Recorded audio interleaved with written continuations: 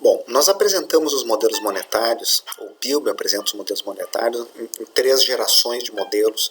Os primeiros modelos de preços flexíveis, a contribuição do Dornbusch com a ideia de preços rígidos e um modelo mais geral do Frenkel que incorpora os 2 anteriores. Nós vamos apresentamos já o primeiro modelo completo, né, que é a matriz dos demais. Vamos apresentar uma pequena introdução, o twist, que o Dornbusch introduz, e depois já incorporamos diretamente na versão mais geral, que é a apresentada pelo Frenkel. Nós não vamos detalhar o modelo Dornbusch aqui, né, porque ele já está dentro do outro modelo. Então, só para lembrar, né, o Dornbusch trabalha também com a equação de demanda por moeda doméstica externa idêntica aos demais modelos, né. Ele inova a partir do que já existia. Ele trabalha com a hipótese da paridade de juros, ou seja, a variação esperada da taxa de câmbio é igual à diferença da taxa de juros nominal doméstica à taxa de juros nominal estrangeira. Apresenta uma condição de equilíbrio de longo prazo que é um pouquinho diferente dos modelos monetários, porque vai dizer o quê? Que a paridade de poder de compra ela é válida no longo prazo, né, em que o S, com as variáveis que tiverem a barrinha sobre elas, essa barra representa o equilíbrio no seu nível de longo prazo, né? Sem a barrinha é a variável no curto prazo. Então nós vamos ver que pode ter uma diferença entre a taxa de câmbio no curto prazo e a taxa de câmbio no seu nível de equilíbrio de longo prazo. E esse nível de equilíbrio de longo prazo é dado pela taxa, né, pelo comportamento da paridade de poder de compra, é dado pelos fenômenos estritamente monetários, como nós estamos vendo.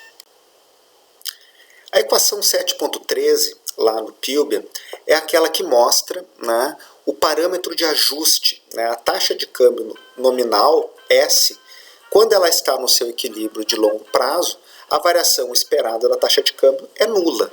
Porém, ela pode não estar. Nós podemos ter diferença. S, a taxa de câmbio no mercado à vista num certo momento, pode estar acima daquela de equilíbrio de longo prazo. Quando isso acontece, a expectativa é de apreciação cambial. Se por acaso estiver abaixo, a expectativa, com respeito à variação da taxa de câmbio, é de apreciação cambial. Então, a equação 7.13 está mostrando que a taxa esperada de depreciação da moeda é determinada por um parâmetro de velocidade de ajuste, que é θ, e pela diferença entre a taxa de câmbio corrente e a taxa de câmbio e equilíbrio de longo prazo.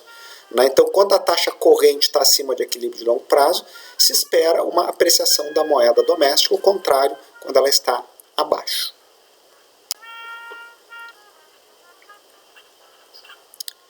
Depois da descrição detalhada do modelo, se chega aqui na dinâmica visual gráfica, que é rigorosamente aquela apresentada no manual do Krugman do Obstfeld. Então, quando há o aumento da oferta nominal de moeda, como os preços dos bens são rígidos, a taxa de câmbio, num primeiro momento, se eleva, porque a expectativa sobre o comportamento futuro da taxa de câmbio também se eleva, né? O ajuste dos preços rumo ao equilíbrio de longo prazo ele vai acontecendo. Ao longo desse processo em que a oferta real de moeda volta para o seu patamar anterior, eu vou ter uma elevação na taxa de juros, que vai estar se ajustando, e a taxa de câmbio nominal vai voltar, né, para o seu patamar de equilíbrio de longo prazo.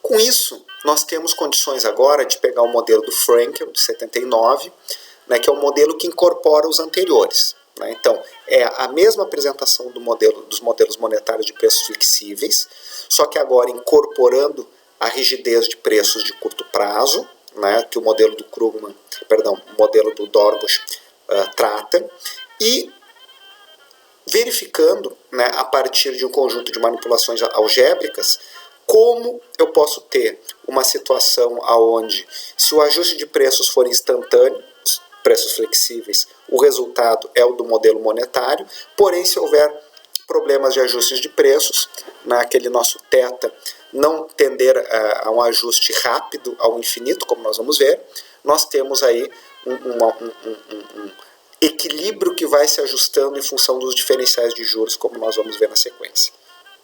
Então nós começamos da mesma forma que os modelos monetários, né, com uma equação de demanda por moeda, doméstica e estrangeira, onde a demanda real por moeda depende diretamente da taxa do nível de produto e inversamente da taxa de juros.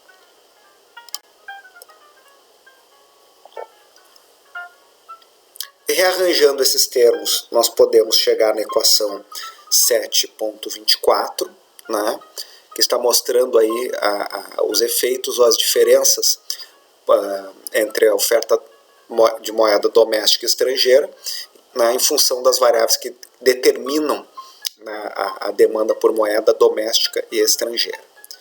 A questão 7.24 é simplesmente uma incorporação das duas anteriores.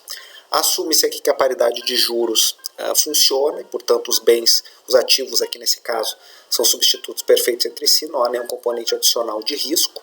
Então, isso aqui é uma expressão da paridade de juros, onde a variação esperada da taxa de câmbio nominal corresponde à diferença da taxa de juros doméstica e a taxa de juros estrangeira. Aqui nós temos aqui uma explicação de o que pode estar explicando a variação da taxa de câmbio também ao longo do tempo.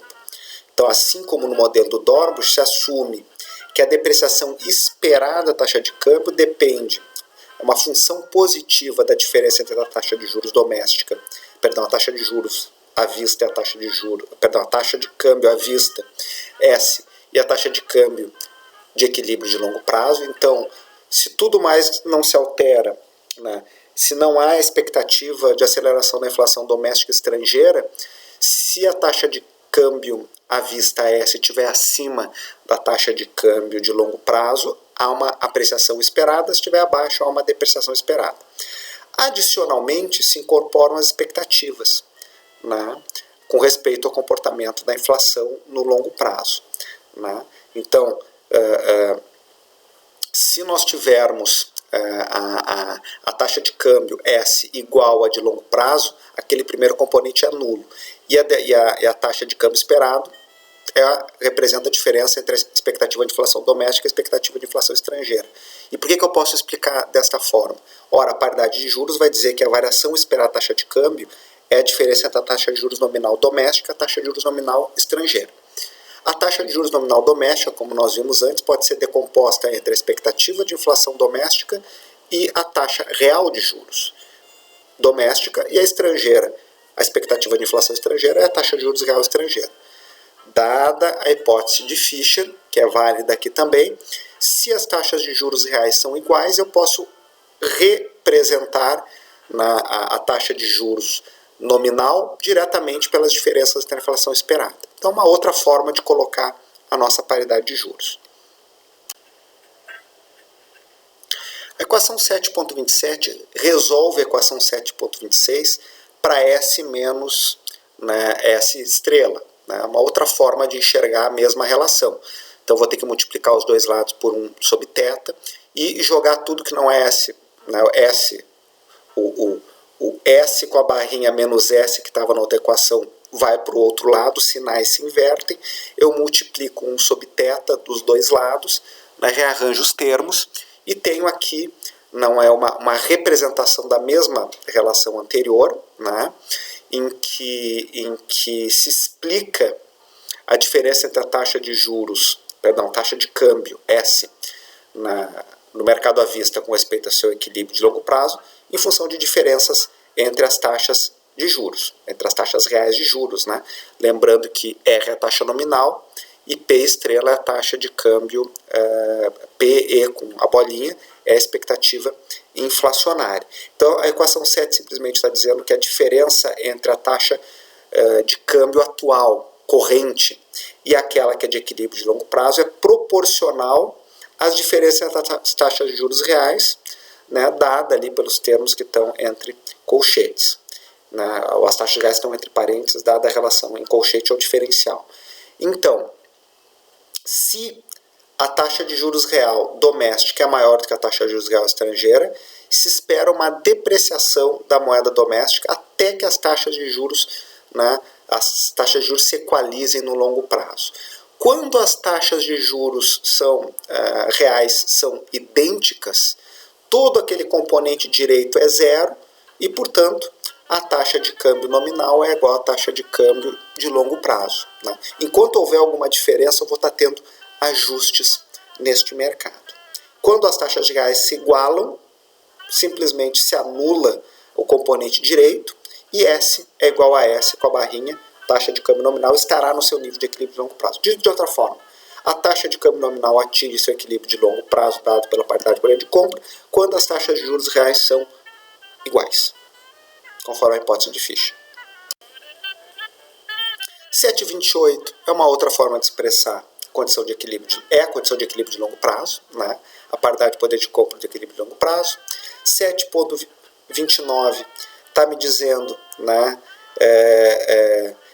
que a diferença entre a taxa de juros, a diferença, se as taxas de juros reais são iguais, a diferença entre a taxa de juros nominal e doméstica e a taxa de juros nominal estrangeira é a diferença entre a inflação esperada doméstica e a inflação esperada estrangeira, dada que as taxas reais são idênticas. Outra forma, se eu jogar a taxa esperada para o lado esquerdo de inflação, né, com sinal negativo, e passar a taxa de juros nominal estrangeira com asterisco para o lado de lá, eu simplesmente estou expressando a hipótese de Fischer, né, que as taxas de juros reais devem ser idênticas. Ora, se eu combinar essas duas últimas relações, a 7,29 com a 7,28, com a nossa equação 7,24, nós teremos a equação de equilíbrio de longo prazo da taxa de câmbio. O que essa equação está me dizendo? Que o equilíbrio de longo prazo depende das variáveis monetárias. É o nosso modelo monetário, só que expresso em termos do seu equilíbrio de longo prazo. Então a taxa de câmbio de longo prazo será equilibrada, dada a oferta e demanda por moeda. Né? A oferta de moeda, se M subir frente a M estrela, o nível de câmbio de equilíbrio de longo prazo sobe na mesma proporção. Se o produto cair e a demanda por moeda cair, também sobe na mesma proporção. E se houver uma deterioração da expectativa inflacionária, a taxa de câmbio de equilíbrio de longo prazo também sobe na mesma proporção, sempre tudo mais constante. Ora, o modelo do Franco é uma generalização do modelo do Dornbusch. Então, se nós pegarmos essa equação 7,30 e substituirmos na 7,27, que é aquela, vocês lembram lá, o S menos S barrinha, né? E resolvermos para S, nós chegamos na 7,31. Então, a 7,31 é a determinação da taxa de câmbio. A primeira parte é o modelo monetário, como vocês vão ver. M menos M estrela, menos, né, o componente elasticidade ali, Y menos Y estrela, né, mais a outra elasticidade, θ, expectativa de inflação doméstica menos expectativa de inflação estrangeira, é o modelo monetário com expectativas. Menos 1 sobre θ, diferencial entre a taxa de juros real doméstica e a taxa de juros real estrangeira. O que é isso? É o componente aí do ajuste, quando houver diferenças, né, de ajustes de preço, quando os preços não são automáticos. O θ, como no Dornbusch, é o nosso parâmetro de ajuste de preços. Quando o θ tende ao infinito, ou seja, a velocidade do ajuste de preço é instantânea, 1 dividido por infinito tende a 0.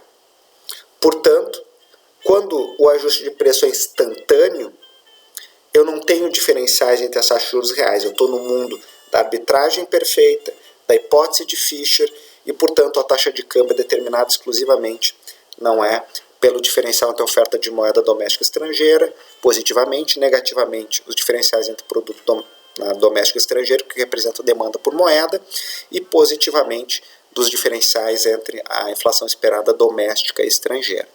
Por outro lado, se esse ajuste não é instantâneo, eu tenho ali os diferenciais entre as taxas de juros reais, comandando aí o ajuste da nossa, também influenciando o ajuste da nossa taxa de câmbio.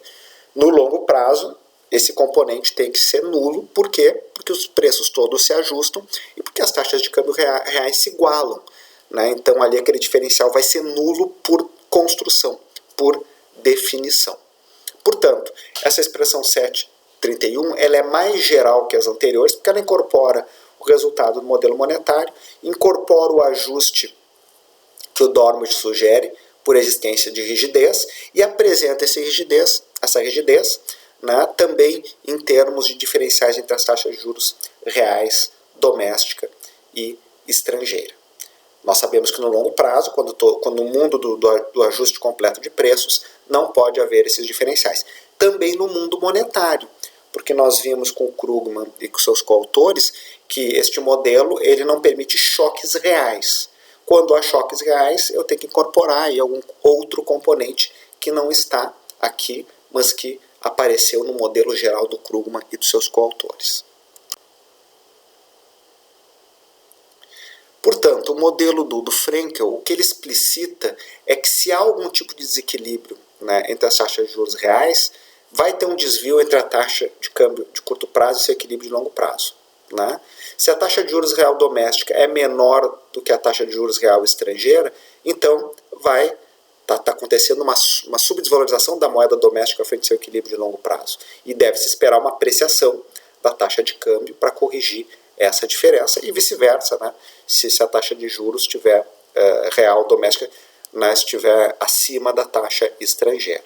Então, nós temos aqui a possibilidade de incorporar os choques nas diferenças de ajustes, de velocidade de ajustes, os resultados do modelo monetário com preços flexíveis com a existência eventual de rigidez no mercado de trabalho, no mercado de preços de bens, o que torna a formulação do Frenkel a mais geral, né? Por isso que nós a apresentamos aqui, ao invés de apresentar somente a do Dornbusch. Então, apresentamos todo o modelo monetário, o insight do Dornbusch e o modelo do Frenkel, que é o mais geral.